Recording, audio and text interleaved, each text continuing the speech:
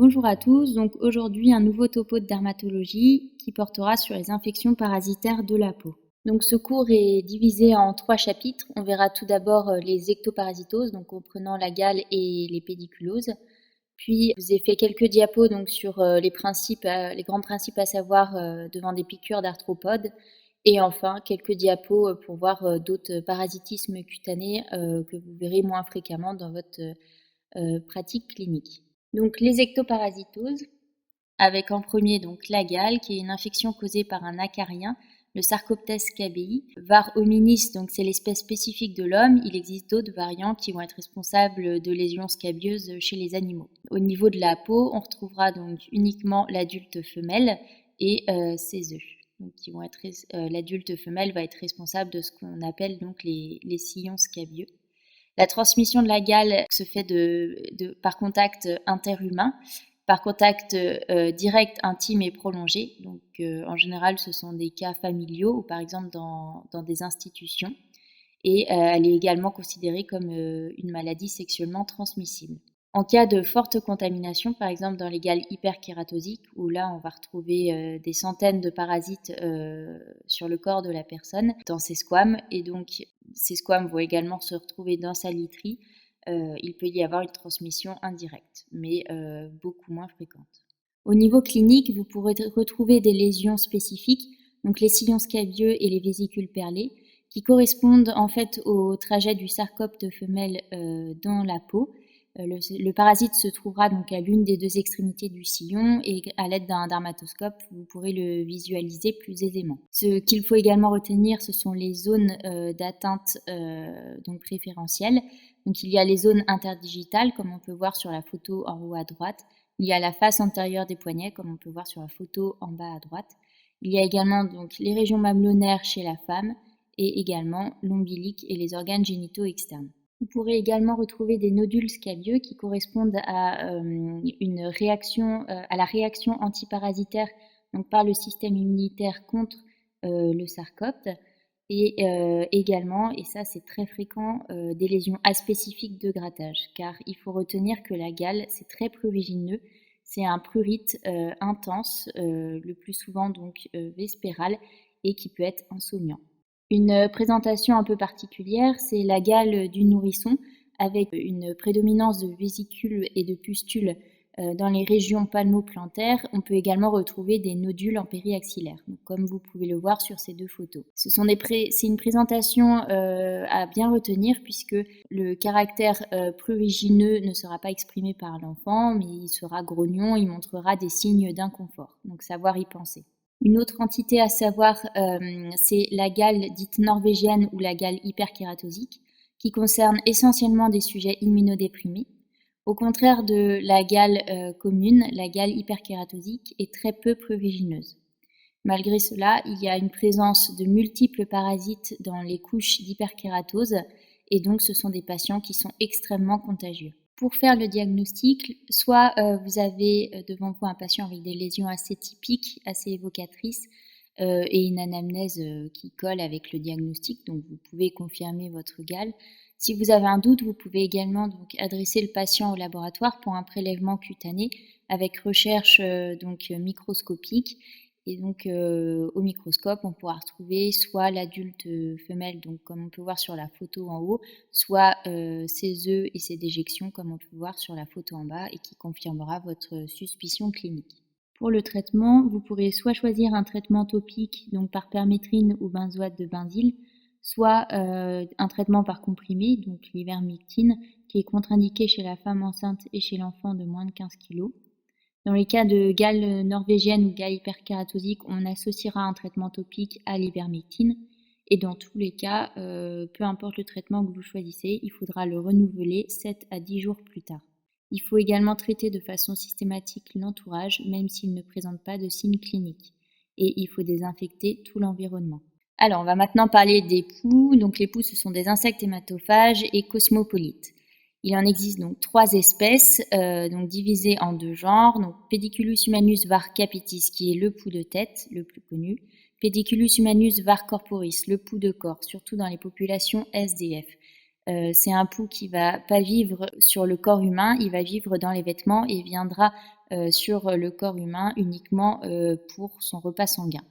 C'est la seule espèce de poux qui peut transmettre via des bactéries, donc des maladies. Donc je vous ai mis à titre informatif le nom de ces pathologies qui peuvent être transmises.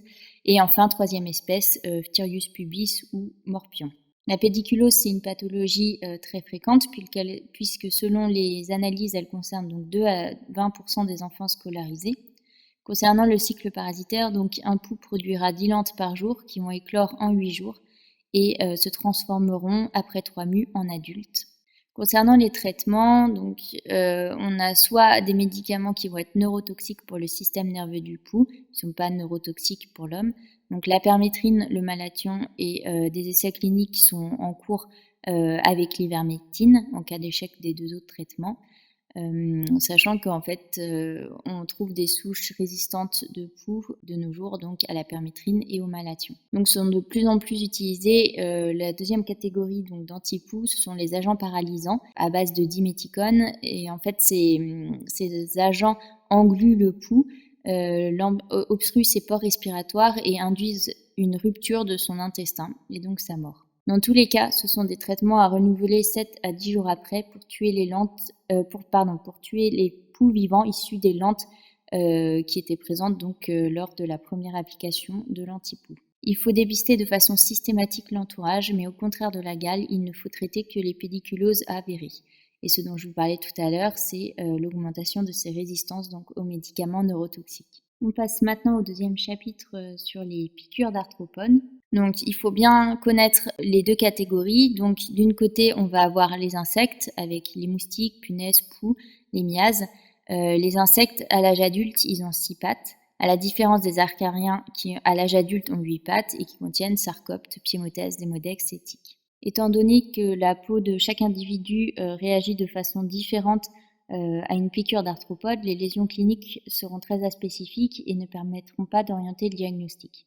Donc il faudra plutôt s'aider grâce à la localisation des piqûres et grâce au contexte. Donc, je vous ai mis quelques exemples. Donc par exemple, les piqûres de puces. Les arguments en faveur sont un comptage avec un animal, donc chat, chien à domicile.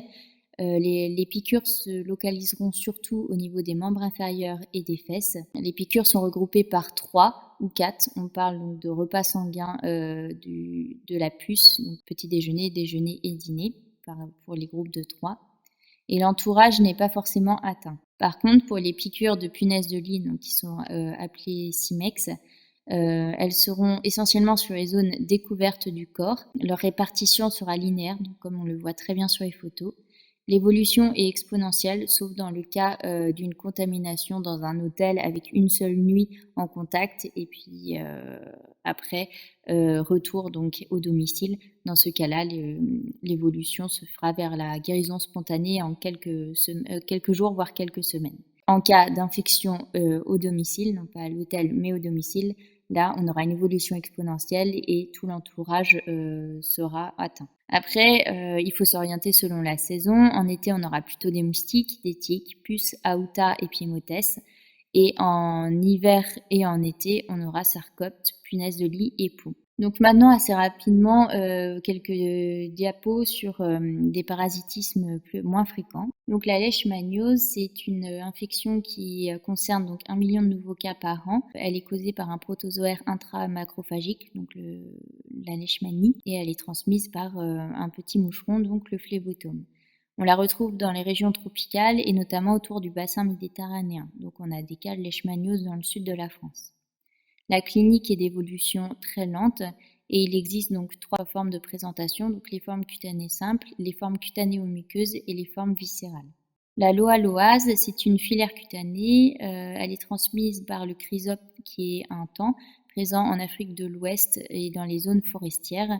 La piqûre est diurne et en général douloureuse. Donc cliniquement, on pourra retrouver, comme on le voit sur la photo du milieu, donc l'œdème fugace périarticulaire dit œdème de Calabar. Il s'agit également donc d'une sorte de larva migrans, donc, où on parle de dermite rampante, qui peut être cutanée ou conjonctivale. Et le patient présentera souvent une hyperéosinophilie. On a également les miasmes, donc qui sont des mouches dont les larves se développent au niveau des tissus cutanés, soit des animaux de sang chaud, donc soit de l'homme. On peut avoir des miases purement cutanées, donc furonculeuses et migratoires, des miases des plaies ou des miases cavitaires. Donc il y a deux types majoritaires de miases. Donc en Amérique, on parle de vers macaque et en Afrique, on parle de vers de Cayor.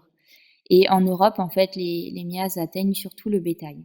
Et pour finir, donc la tyngose, qui est causée donc par Tunga pénétrans ou puce chic. Donc c'est une puce qu'on retrouve exclusivement en région tropicale. C'est une puce hématophage vivant dans le sable et elle contamine en fait les personnes qui marchent pieds nus dans le sable ou qui s'allongent dans le sable contaminé. Cliniquement, donc on aura tout d'abord une papule blanche qui va rapidement être centrée par un point noir qui correspond à l'utérus de la puce. Le traitement sera l'extraction chirurgicale et éventuellement une antibiothérapie associée en cas de risque de surinfection.